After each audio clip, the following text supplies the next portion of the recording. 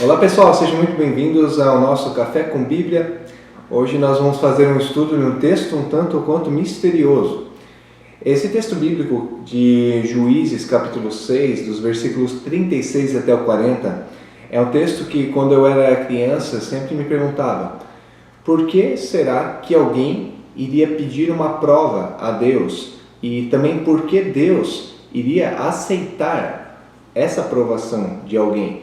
O estudo então que nós vamos fazer a seguir é um estudo bíblico no Antigo Testamento. Eu usei algumas ferramentas que me auxiliaram nesse estudo. Eu quero convidar você a primeiramente também deixar diante de Deus a sua vida, que você peça a Ele o direcionamento correto para esse estudo e que o seu Espírito venha falar através dessa palavra.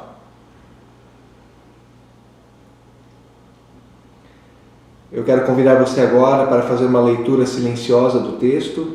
Tome o tempo que você precisar para ler, para entender. E se você está aí em família também, faça essa leitura de uma maneira pausada e depois nós continuamos. Eu faço também a leitura do texto. E disse Gideão a Deus: eu quero saber se vais libertar Israel por meio intermédio, como prometeste. Vê, colocarei uma porção de lã na eira, e se o orvalho molhar apenas a lã e todo o chão estiver seco, saberei que tu libertarás Israel por meu intermédio, como prometeste. E assim aconteceu. Gideão levantou-se bem cedo no dia seguinte, torceu a lã e encheu uma tigela de água do orvalho. Disse ainda Gideão a Deus: não se acenda a sua ira contra mim. Deixa-me fazer só mais um pedido. Deixe-me fazer mais um teste com a lã. E desta vez, faze ficar seca a lã e o chão coberto de orvalho. E Deus assim fez, naquela noite. Somente a lã estava seca e o chão estava todo coberto de orvalho. Após a leitura desse texto, talvez tenha surgido alguns questionamentos, ou você tenha algumas primeiras impressões. Se você tem alguma observação ou alguma pergunta, anote. Quem sabe com um estudo mais aprofundado do texto, nós vamos poder solucionar. As perguntas para mim que surgiram na leitura desse texto foram as seguintes: por que Gideão precisava de um sinal de Deus? Eu posso pedir da mesma forma um sinal de Deus ainda hoje? E de que maneiras Deus está falando nos dias de hoje? Então agora eu faço com vocês um estudo um pouco mais aprofundado do texto.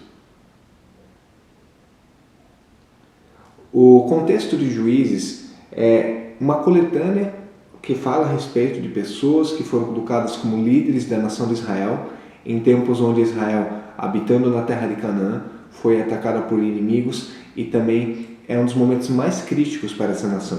Nós temos conflitos que são os conflitos militares. Nesse texto de Juízes, capítulo 6, vemos que o principal inimigo que se levanta contra Israel são os midianitas. Também Israel estava passando por conflitos religiosos. No início do capítulo 6 é falado que Israel havia se desviado da aliança que tinha com Deus. Quando nós lemos a Bíblia, nós aprendemos que Israel foi chamado para ser uma bênção e um povo exclusivo de Deus. Mas eles haviam se desviado dessa aliança, estavam cultuando a outros deuses como Star, Baal, e isso fez com que também Deus se distanciasse e permitisse que essa nação passasse por problemas. Israel clama a Deus, pede a Ele ajuda, porque reconhece que está passando por problemas, e Deus então atende a esse clamor. E como resposta ao pedido de Israel, Deus levanta do meio deles um juiz. Na verdade, essa pessoa que é o protagonista do texto, Gideão, e ele chama Gideão para ser o libertador de Israel. Os juízes, como o texto bíblico fala, são chamados assim porque eles tinham o papel de estar conduzindo o povo no aspecto militar, também religioso, e os juízes muitas vezes lidavam com questões sociais. E a partir do versículo 11, então, nós somos apresentados sobre quem é este Gideão. Nós vemos que ele estava ali debulhando trigo num lugar que era usado para amassar uvas. significa que o próprio Gideão ele era muito cuidadoso, porque ele sabia que se os midianitas o vissem debulhar trigo, talvez eles poderiam estar se apropriando de um bem que era seu. E isso já mostra um pouco do caráter dele. Ele era alguém que não simplesmente tomava atitudes impensadas. E nós conhecemos pessoas assim, pessoas que são bem racionais. Elas realmente pensam duas vezes antes de tomar alguma ação ou algum rumo. Então, quando Deus o chama para ser o libertador de Israel, a primeira coisa que surge na vida do Gideão é um questionamento. Mas Deus, será que eu sou o homem apropriado para ser o libertador de Israel? Talvez nós possamos ver aqui alguém cuidadoso, mas eu acredito que também possamos ver alguém que tem um perfil medroso.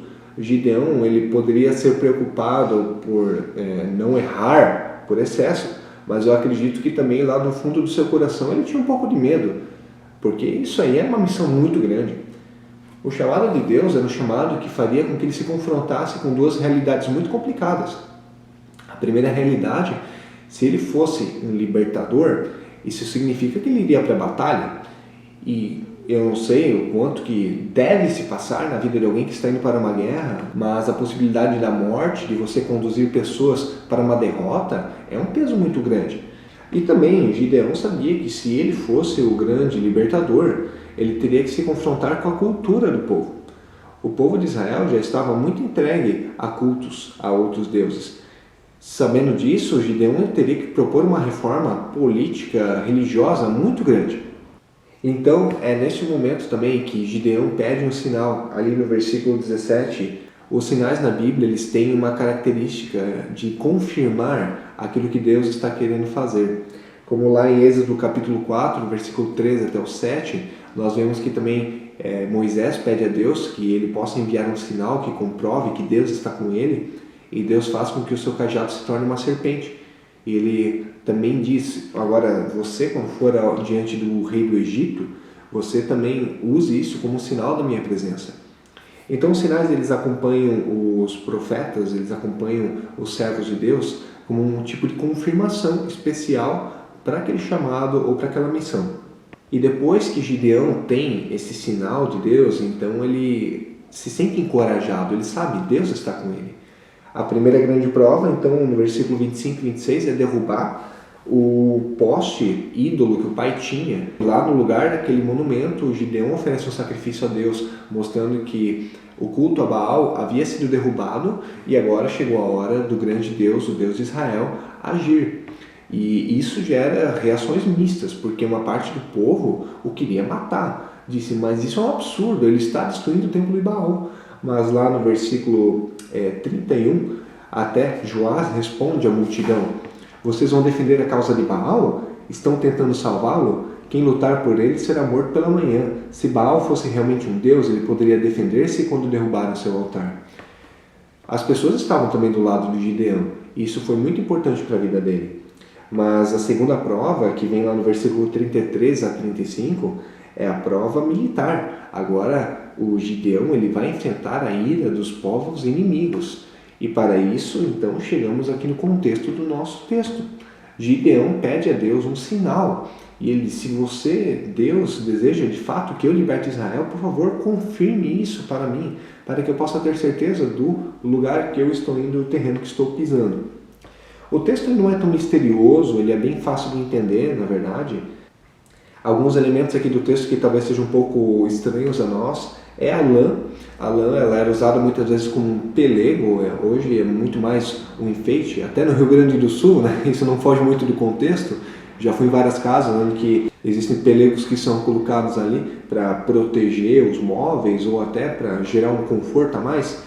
E a eira era um lugar onde que se debulhava as sementes, um lugar descampado, geralmente seco, para poder então debulhar, limpar, secar cereais, legumes.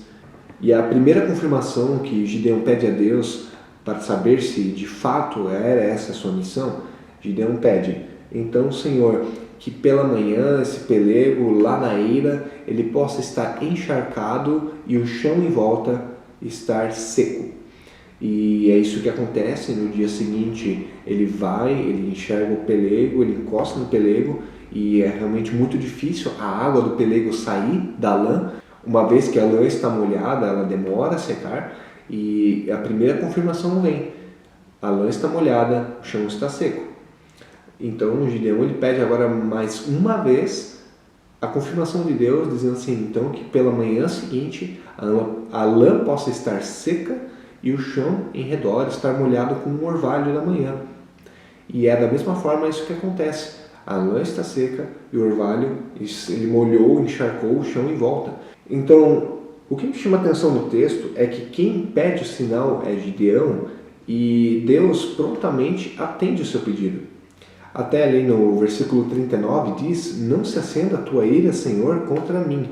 Isso porque Gideão sabia que talvez o seu pedido poderia ser interpretado como falta de confiança. Até por temer que Deus interpretasse de que ele estava duvidando do poder de Deus. E é interessante que Deus, na sua misericórdia e na sua soberania, tendo todo o poder, ele ainda assim permite e dá a Gideão essa oportunidade de pedir um sinal. Então aqui nós vemos o amor de Deus agindo na vida dele. E ao fim do texto, como eu disse, não é um texto muito complicado, mas aquelas perguntas surgiram para mim. Então eu quero agora refletir com vocês a respeito do que esse texto tem a falar para nós hoje. A minha primeira pergunta era por que Gideão estava precisando de um sinal? Nós, lendo esse texto, se lêssemos o capítulo inteiro, entenderíamos o quanto Gideão ele era alguém que tinha uma fé vacilante. Gideão estava aprendendo a caminhar com Deus. Parece que antes essa caminhada não é evidenciada e ele está crescendo na vida de fé. Como alguém que está crescendo na vida de fé, ele também tem os seus questionamentos e ele passa por duas provas muito grandes, como estava até sendo falado, a prova de estar indo contra um sistema religioso que era hostil a ele, e a segunda prova que era enfrentar um exército inimigo. Se nós lêssemos até um pouco adiante, veríamos que Gideão ele conseguiu reunir 32 mil homens, mas Deus o fez ir com apenas 300 homens para uma batalha.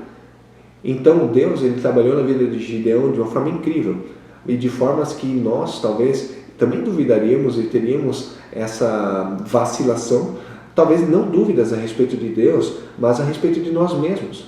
Porque quando nós estamos diante de situações que são talvez maiores do que nós, também temos a dúvida se seremos capazes de passar pelas situações, se nós conseguiremos ser vitoriosos. Então Gideão precisava de um sinal, porque assim como nós, ele era frágil. E ele tinha medo. Então, quando nós lemos o texto de Gideão, nós vemos a nós mesmos aqui. E, ao mesmo tempo, também lemos no texto um Deus que é gracioso, que atende ao pedido de alguém que também está preocupado a respeito das decisões que vai ter que tomar. E aí, a segunda pergunta que eu tive e eu posso pedir da mesma forma um sinal de Deus ainda hoje? Primeiro, nós temos que levar em conta que a revelação de Deus ela acontece de uma maneira progressiva do Antigo ao Novo Testamento. Deus, no Antigo Testamento, ele falava diretamente com as pessoas, depois ele usou servos para falar e agir na vida de pessoas, como nós vemos a história de Moisés, de Abraão, nós vemos até a história do próprio José. E, por fim, nós vemos que a revelação de Deus, então, ela se torna completa em Cristo e depois ele envia o seu Espírito Santo para falar a vida dos cristãos. Levando isso em conta, nós estamos agora olhando no passado a história de alguém que ainda não havia conhecido a revelação de Cristo, ainda que o Espírito Santo estivesse agindo, não havia sido derramado Pentecostes, ele não estava habitando plenamente na vida das pessoas. Então nós temos que levar em conta que Deus aqui está mostrando a sua revelação de uma maneira diferente como nós a recebemos hoje em dia. Podemos pedir um sinal a Deus com toda a certeza, para que Ele dê um direcionamento às nossas vidas, isso tudo está corretíssimo. Mas a maneira como Deus irá responder não é a mesma. Não é que agora você vai pegar um pelego, levar lá fora e dizer, Deus, confirma para mim se o pelego estiver molhado, o chão estiver seco, de que você deseja, de que eu me mude para os Estados Unidos da América. Nós seremos um tanto quanto ingênuos se imaginarmos que Deus ele vai trabalhar da mesma maneira como Ele trabalhou com Gideão, porque nós podemos hoje conhecer a vontade de Deus através do seu Santo Espírito. E a maneira como Deus ele vai responder a nós vai ser de uma maneira que nós possamos entender. E até como eu escutei de um pastor, a revelação de Deus, ela está toda aqui na sua palavra. Nós podemos conhecer a vontade de Deus de uma maneira muito fácil. É só pedirmos a Deus e Ele vai enviar com certeza respostas a nós. Aí, claro, entramos na terceira pergunta, de que maneiras Deus então está falando hoje? Bom, a própria Bíblia já diz. Jesus Cristo, no momento que ressuscitou, enviou o Espírito para que preenchesse a vida daqueles que creem em sua palavra, nesse Evangelho. E Jesus mesmo disse que o Espírito viria para ensinar de tudo aquilo que lhes careciam aquelas pessoas. Ou seja, nós podemos compreender a vontade de Deus a partir do Espírito Santo, a partir da sua palavra. Quando nós pedimos a Deus para que Ele possa falar qual é a sua vontade a nós hoje, nós temos a lei dele que nos orienta dentro dessa vontade. Então, até como nós falamos num vídeo recente a respeito da vontade de Deus, lá no nosso Pergunta para o Nice, a gente explicou, Deus ele vai falar a nós, e se algo for contra a sua lei, ou contra a sua vontade, bom, aí já temos uma confirmação a respeito da orientação de Deus. Também Deus nos ajuda, nos dando bom senso, nos dando sabedoria para tomar as decisões. E como auxílio para isso nós temos a Bíblia e também pessoas que estarão conosco nessa caminhada. Então, existem pessoas que são boas conselheiras, que são as nuvens de testemunha, ou seja, aqueles que também creem nesse Evangelho, que podem nos ajudar a entender a vontade de Deus.